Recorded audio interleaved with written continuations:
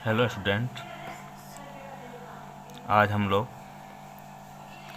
Uttar Pradesh basic शिक्षा परिषद द्वारा संचालित परिषदीय विद्यालय में गणित मंथन में कक्षा 8 के इकाई फर्स्ट में दिए गए परिमेय संख्याएं पर अध्ययन करेंगे। परिमेय संख्याएं क्या होता है?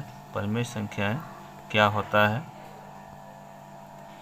वे संख्याएं जिनको p/q के रूप में लिखा जा सके, जहां p और q पूर्णांक हो और q का मान 0 नहीं हो।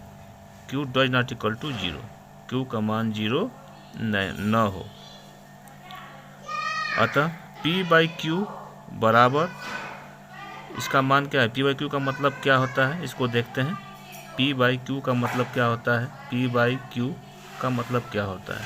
p/q अंश बटे के हर, p को अंश, q को हर। अंश और हर का मतलब क्या होता है, इसको समझना बहुत ज़रूरी है। अंश और हर में हर को देखते हैं। हर जो है, हर को हम क्या कहते हैं? संपूर्ण भाग, दिया हुआ संपूर्ण भाग। और अंश क्या होता है? उसमें प्राप्त भाग, उसमें प्राप्त जो संपूर्ण भाग है उसमें से हमने कितना प्राप्त किया है या कितना हमें प्राप्त हुआ है, उसे हम अंश कहते हैं। अब यहाँ पर एक अंक दिया गया, एक शब्द दिया गया है पूर्णांक। पूर्णांक क्या होता है? पूर्णांक के विषय में जाने हम लोग कि पूर्णांक हम किसे मानेंगे। पूर्णांक यहाँ पर दिया हुआ है। पूर्णांक का मतलब होता है कि ऋणात्मक पद, मतलब माइनस जो ऋणात्मक पद होते हैं वो पद, प्लस जो 0 है और उसके बाद सभी धनात्मक पद, ये सभी मिलाकर के क्या होते हैं? पूर्णांक पद होते हैं।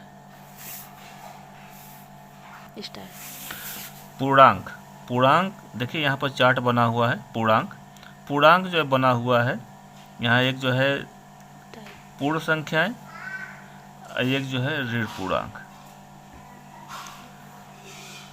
पूर्ण संख्या किसे कहते हैं? वे संख्याएं जो 0 से लेकर के अनंत तक संख्याएं होती हैं। वे संख्याएं जो 0 से लेकर के अनंत तक की संख्याएं।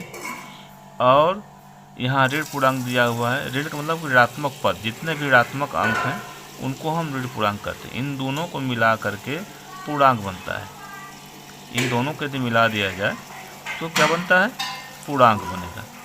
और यही पूर्णांक आपका यहाँ पर दिया हुआ है। अब जो पूर्ण संख्याएं हैं ये किन किन संख्याओं से बनता है? जो पूर्ण संख्याएं हैं ये भी 2 भाग है इसका। एक जो है शून्य, यहाँ पर शून्य दिखाया गया है, और यहाँ पर जो है प्राकृतिक संख्याएं। प्राकृतिक संख्याएं का मतलब 1 से लेकर के अनंत तक, 1 से लेकर के अनंत तक, इसमें 0 सम्मिलित नहीं है। 1 से लेकर के सभी पद, सभी अंक, 1 से लेकर के अनंत तक जितने भी पद होते हैं सब प्राकृतिक संख्याएं कहलाते हैं। इसको हम अन्य नाम धन पूर्णांक कहते हैं, धन पूर्णांक के नाम से जानते हैं। और इसमें यदि शून्य को जोड़ दिया जाए, यदि प्राकृतिक संख्या में यदि शून्य को सम्मिलित कर दिया जाए तो क्या बन जाता है? पूर्ण संख्याएं बन जाता है। यहाँ इन दोनों को जोड़ दिया जाए, इसको और इसको एक में मिला लिया जाए तो क्या बनता है? पूर्ण संख्याएं। और पूर्ण संख्याएं में यदि ऋण पूर्णांक को मिला दिया जाए, ऋण पूर्णांक को मिला दिया जाए तो क्या बनता है? पूर्णांक बन जाता है। तो एक सिस्टम है, सिस्टम इसको आप जानेंगे तो हर जगह आप बता पाएंगे और समझ बना पाएंगे। अब इसमें नोट आता है, सभी ऋण से लेकर सभी धन अंक पूर्णांक कहलाते हैं। अब इसमें परिमेय संख्या की बात कही गई है। p/q को कहा गया है, तो यहाँ से लेकर के हम यहाँ आते हैं। p/q, इस पर हम चलते हैं तो ये जो होता है जैसे p/q -5/3 या 4/3 या अन्य कोई भी 0/1, ये सभी संख्याएं क्या है? परिमेय संख्याएं हैं। p का मान ऋणात्मक भी हो सकता है और q का मान भी ऋणात्मक हो सकता है, लेकिन यहाँ पर धनात्मक दिया गया है। तो p और q का मान ऋणात्मक धनात्मक कोई भी अंक हो सकता है। जैसे यहाँ दोनों धनात्मक है, 4/3 दिया गया है। यहाँ जो है 5/3 -5/3 दिया गया है। तो दोनों परिमेय संख्या है, क्योंकि इसको हम p/q के रूप में लिख पा रहे हैं।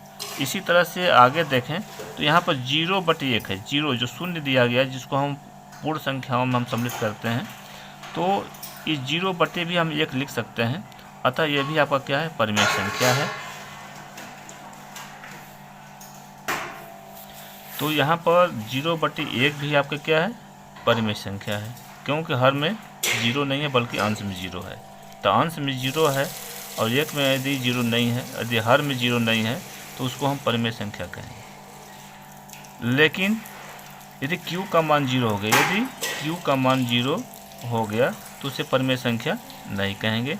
इसलिए कहा गया कि q does not equal to 0, q का मान 0 नहीं हो सकता। अतः 3/0 नहीं हो सकता, क्योंकि 3/0 हो गया तो इसको हम परिमेय संख्या हम नहीं कहेंगे, क्योंकि q का मान क्या हो गया, 0। इसका मान क्या हो गया, अनंत। इसको हम परिभाषित नहीं कर सकते, इसलिए परिमेय संख्या नहीं हो सकता, अर्थात हर का मान 0 नहीं हो सकता। अब इसके सापेक्ष इस परिमेय संख्याओं पर आधारित कुछ सवाल आपको मिलेंगे हल करने के लिए। उसके सापेक्ष जो है उसको हल करने से पहले थोड़ा सा हम चिन्ह परिपाटी के विषय में जानेंगे, तो हमें उस सवालों को हल करने में बहुत आसानी होगा। आइए देखते हैं चिन्ह परिपाटी क्या है, जिसको आप लोग पिछली कक्षाओं में पढ़ चुके हैं, फिर भी यहाँ पर रिवीजन थोड़ा करा दें ताकि आप तरोताज़ा हो जाएं उससे। अब इसमें 4 कंडीशन होता है। पहला कंडीशन है कि यदि यहाँ पर देखिए धन है, मतलब यदि 2 पद आपके पास है, 2 अंक हैं, यदि दोनों धनात्मक हैं, धन और धन का गुणा करने पर, प्लस और प्लस का गुणा करने पर, प्लस है, ये भी प्लस है, प्लस कहते हैं अंग्रेजी में, इसको धन कहते हैं हिंदी में। तो धन और धन का गुणा करने पर धन मिलता है, परिणाम क्या आता है, धन मिलेगा आपको, ठीक। और उसी तरह से जैसे देख लीजिए 5 और गुणे 5 क्या है, धनात्मक है, ये भी 5 क्या है, धनात्मक है, बीच में क्या है, गुणा का चिन्ह दिया हुआ है। अतः 5 में 5 का क्या करेंगे, गुणा कर देंगे। तो 5 गुणे 5 बराबर 5×5 = 25 मिलता है। तो ये धनात्मक मिल गया हमको पद। इसी प्रकार से दूसरा कंडीशन आता है कि यदि माइनस है, माइनस में यदि माइनस का गुणा करेंगे तो क्या मिलेगा, माइनस मिलेगा। क्या मिलेगा, माइनस मिलेगा। इसी प्रकार से जैसे हम देख लीजिए -3 और -4 का गुणा किया गया है, गुणा का चिन्ह बीच में दिया हुआ है। अब तो माइनस का माइनस में जब गुणा करेंगे तो क्या हो जाएगा, धन 12 हो जाएगा, 4×3 = 12, ये क्या हो गया, 12 हो गया। इसी प्रकार से तीसरा कंडीशन है कि यदि एक पद धनात्मक हो और दूसरा पद क्या हो, ऋणात्मक हो। अगर इसका आपस में यदि हम गुणा करेंगे, एक पद धनात्मक हो एक पद ऋणात्मक हो, तो गुणा करने पर क्या मिलेगा, ऋण मिल जाएगा। क्या मिलेगा, ऋण मिल जाएगा, ये वाला ऋण। जैसे हम देख लीजिए ये 6 हमारा धन पद है और यहाँ पर ऋण 3 लिया गया है। 6 धन पद है और यहाँ पर ऋण 3 पद है, बीच में गुणा का चिन्ह है। गुणा करें 6 का गुणा 3 में करेंगे, 6×3 = 18, लेकिन चिन्ह क्या मिला, ऋण का गुणा धन में करें तो क्या परिणाम मिला था 3, माइनस मिला था, तो माइनस क्या हो गया, 6×3 = 18 हो गया, यहाँ पर -18 हो गया। इसी प्रकार से जो है आपका चौथा कंडीशन बनता है। ये आपका क्या है, यहाँ पर ऋण है, पहले ऋण आ गया और बाद में धन आ गया और उसको गुणा करना है आपको। तो -3 और यहाँ धन 5 दिया हुआ है, तो -3 का धन 5 में जब हम गुणा करेंगे तो क्या मिलेगा, 3 और 5 = 15, लेकिन ऋण का गुणा धन करें तो क्या मिला है, ऋण मिला है। अतः ये भी क्या माना जाएगा, ऋणात्मक माना जाएगा, ऋण 15 आ जाएगा। तो इन चिन्ह परिपाटियों को यदि हम बढ़िया से समझ लेंगे तो जो भी इस पर आधारित जोड़ घटाना गुणा भाग आएगा, आप उसको आसानी से कर पाएंगे। आगे देखिए परिमेय संख्याओं का योग, जब इसमें 2 कंडीशन होता है, जब हर समान हो, जब हर क्या हो, समान हो। समान हर वाली परिमेय संख्याओं का योगफल ज्ञात करने के लिए सूत्र है, परिमेय संख्याओं के अंशों का योगफल बटे में समान हर, जो समान हर है उसमें से एक हर को यहाँ पर रख लेते हैं। आइए जैसे हम देखते हैं,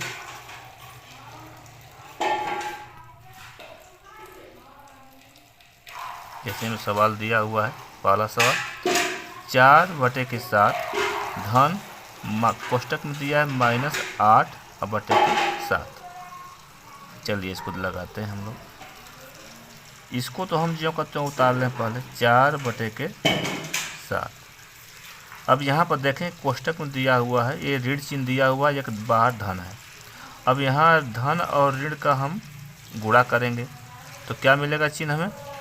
चिन्ह परिपाटी में वो लोग बताया जा चुका है कि धन और ऋण का गुणा करने पर क्या मिलता है? ऋण मिलता है। और 8/7 को हम उतार देंगे। चलिए अब यहाँ पर हर क्या है? समान है, 7 इसका भी हर है, इसका भी 7 हर है। 4/7 और 8/7, बीच में चिन्ह क्या है? ऋण का है। अब यहाँ पर अंडरलाइन खींचेंगे और बटे में क्या निकाल, एक हर को रख लेंगे, 7 इसमें से एक लगा लेंगे। इन दोनों पदों को जोड़ेंगे। जोड़ने का मतलब जोड़ तो कह रहा है, लेकिन जो चिन्ह है उसी को हम लिखेंगे। यहाँ पर 4 हो गया, यहाँ पर माइनस है तो माइनस लिखेंगे, -8, ऋण 8 हो गया। अब इसको घटा लेंगे तो ये पद क्या है? बड़ा है, 8 बड़ा है, तो 8 में से 4 घटेगा तो क्या मिलेगा? 4 मिलेगा। तो 4 क्या है? ऋणात्मक हो जाएगा, क्योंकि इसका पद, ये माइनस वाले का पद क्या है? बड़ा है, इसलिए -4 पद बटे के 7 हो गया। ये आपका आंसर हो गया। इसी प्रकार से दूसरा सवाल देखते हैं। यहाँ पर दिया हुआ है -4/9 कोष्टक में दिया है, प्लस दूसरे कोष्टक में दिया है -2/9। जब दोनों अंश और हर दोनों में ऋण चिन्ह दिया हो तो इसको हम काट सकते हैं, हटा देंगे। और यहाँ पर क्या है? एक ही है तो इसको हम लिए रहेंगे अभी। तो -4/9 कोष्टक को हटा दिया हमने। यहाँ पर क्या हो गया? प्लस का प्लस रह जाएगा, क्योंकि दोनों में जो ऋण दिया इसको हम काट देंगे, खत्म हो जाएगा, समाप्त हो जाएगा। अब यहाँ क्या मिला हमको? 2/9 मिल गया। अब यहाँ पर देखते हैं तो हर क्या है? इसका भी 9 है, इसका भी 9 है, हर समान है तो इस नियम का पालन करेगा। तो यहाँ पर क्या मिला? हम 9 ले लेंगे इसमें से और अंश को क्या करेंगे? जोड़ देंगे, वही काम। तो चिन्ह सहित लिखेंगे -4 धन 2। अब ये दोनों का चिन्ह क्या है? विषम है, इसका मान ऋण है, इसका मान धनात्मक है, तो दोनों क्या करेगा? आपस में जोड़ने का बजाय क्या होगा? घट जाएगा। यहाँ पर क्या होगा? घट जाएगा। तो 4 में से 2 घटे कितना मिलेगा? -2/9 मिल गया। ये आपका क्या हो गया? इसका उत्तर हो गया। इसी तरह से यहाँ पर दिया हुआ है, देखिए तीसरा सवाल जो दिया हुआ है, दोनों का हर समान है, कहीं पर कोई चिन्ह ऋणात्मक नहीं दिया हुआ है। तो ऐसे पदों क्या करेंगे? बस एक हर इसमें से ले लेंगे, 5 हो गया, और ऊपर क्या? अंश को जोड़ देंगे। तो अंश में क्या दिया हुआ है? 3 धन 4 बराबर कितना आ गया? 4 3 कितना होता है? 7 बटे के 5 मिल गया। ये आपका आंसर हो गया। ठीक। अब इसमें दूसरा कंडीशन आता है कि जब हर समान न हो, जब हर समान न हो। अब दूसरा कंडीशन इसमें है कि जब हर समान न हो या असमान हर हो, तब क्या करेंगे हम? तब इस नियम का पालन हम नहीं करेंगे। अब देखते हैं, इसमें पहला सवाल दिया हुआ है, इसमें जो है क्या पर इसको हम संतुष्ट करें। यहाँ देखिए, यहाँ कोष्टक में दिया है -3/-4 प्लस कोष्टक में दिया है 5/-6। अब इसको हम जब दोनों अंश और हर दोनों में दिया हुआ है चिन्ह ऋणात्मक, तो इसको हम कैंसिल कर सकते हैं, काट दें। तो क्या मिलेगा हमको? बराबर 3/4। यहाँ देखें, यहाँ चाहे अंश में ऋणात्मक हो चाहे हर में हो, यहाँ हम गुणा करेंगे ही। तो क्या करेंगे? यहाँ ऋण है, यहाँ धन है, तो धन और ऋण का गुणा क्या होगा? ऋण होगा, क्योंकि जानते हैं जब विषम चिन्ह का गुणा होता है तो हमेशा क्या होता है, ऋणात्मक पद आता है। तो यहाँ क्या मिल गया, ऋण 5/6 हो गया। अब इसका हम लसा लेंगे, 4 और 6 का लसा जब निकालेंगे तो क्या मिलेगा, 12 मिल जाएगा आपको। कितना मिलेगा, 12। आइए निकाल कर दिखा देते हैं यहाँ पे बगल में। 4 और 6 का लसा निकालना है। 2 से काटते हैं, 2 दूना के 4, 2 3 6, फिर 2 से काटते हैं 1, फिर यहाँ 3 उतर गया, फिर यहाँ 3 से भाग देंगे तो फिर 1 1 हो गया। यहाँ पर काटने में थोड़ा ध्यान दें, अगर इस पद से 2 कट गया 1 आ गया, लेकिन जब 3 जो पद नहीं कटता उसको ज्यों को त्यों नीचे उतार देते हैं। ठीक है, तो हमें क्या मिला, 2 अगुड़े 2 अगुड़े 3, गुणा करिए, 2 का 2 में 2 दूना के 4 और 4 3 12, ये लसा मिल गया 12। अब इस भिन्न को हम जब हल करेंगे तो प्रत्येक भिन्न के तुलना करेंगे हम। प्रत्येक भिन्न के जो हर होता है, हर का हम भाग इस लसा में देते हैं। जितना बार जाता है उसका उसी के अंश में गुणा करके यहाँ पर रख देते हैं। आइए 4 का भाग दीजिए इसमें 12 में, 4 3 12, कितना बार गया, 3 बार। 3 का उसी अंश जो 3 दिया हुआ उसमें गुणा कर देंगे, तो 3 3 के 9 हो गई। फिर इस चिन्ह को हम यहाँ लगा देंगे। फिर 6 का भाग इसमें देंगे हम, कितना बार जा रहा है, 6 दूना के 12, कितना बार गया, 2 बार। तो 2 का गुणा कहाँ करेंगे, इस 5 में गुणा कर देंगे, अंश उसके अंश में, तो 5 दूना के 10 हो गया। अब क्या मिला हमको, 10 बड़ा है कि 9, 10 बड़ा है, 10 का चिन्ह भी आपका ऋणात्मक है, तो 10 में से 9 घटे तो क्या मिलेगा, -1 मिल गया, अब बटे के 12 मिल गया। ये आपका क्या हो गया, उत्तर हो गया। इसी प्रकार से दूसरा सवाल देखा जाए, यहाँ दिया हुआ है वही कंडीशन यहाँ पर भी है, ये दोनों में अंश और हर दोनों में दे दिया है ऋण, तो काट देंगे तो क्या मिलेगा हमको, 3/11 मिला। और यहाँ पर भी दिया हुआ है -4/33, तो 4/33 है, तो ये ऋण है ये धन है, तो ऋण और धन का गुणा करें तो क्या मिलेगा, ऋण मिलेगा। और फिर 4/33 मिल गया। अब यहाँ पर जब हम लसा लेंगे, इसी तरह से लसा ले लेंगे तो हमको क्या मिलेगा, 33। फिर वही काम करें जो यहाँ पर कंडीशन हम किए हैं, उसी तरह से यहाँ पर भी काम करेंगे। इस भिन्न को हम चेक करते हैं, इस भिन्न को हम चेक करेंगे तो 11 का हम भाग इस 33 में देते हैं, तो 11 का भाग जब 33 में देंगे तो कितना बढ़ जाएगा, 11 3 33, 3 बार गया, और 3 का उसी के अंश में जो है गुणा कर, जितना बार भाग जाता है, भागफल आता है, उसी का उसके अंश में गुणा करके रख देते हैं। तो 11 3 33, 3 बार, और 3 3 के 9, 9 आ गया, 9।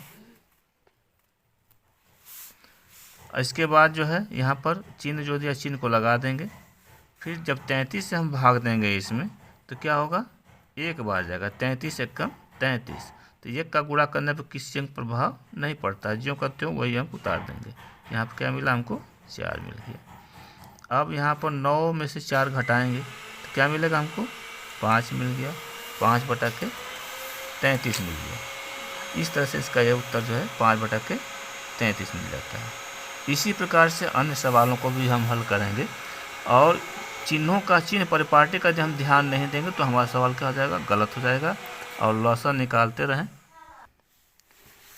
इसी प्रकार से एक ट्रिक है जिसको हम बिना लसा लिए भी करें तो कर सकते हैं, वही रूल है। जैसे दिया है तीसरा एक सवाल है, 3/5 धन 4/3, दोनों हर क्या है, समान नहीं है, भिन्न भिन्न है, इसका 5 है, इसका हर 3 है। अब इसको हम लसा न लेकर के बल्कि हम ऐसे कर सकते हैं कि इन लसा का हम क्या कर लें, गुणा कर लें। ठीक है, 3 5 15, और इसका जो है, इसके हर का इसमें गुणा कर दें, और इसके हर का इसमें गुणा करके जोड़ दें, तो 3 3 के 9, धन 5 4 20, क्या मिल गया, 20 और 9 29/15, ये आपका हल हो गया।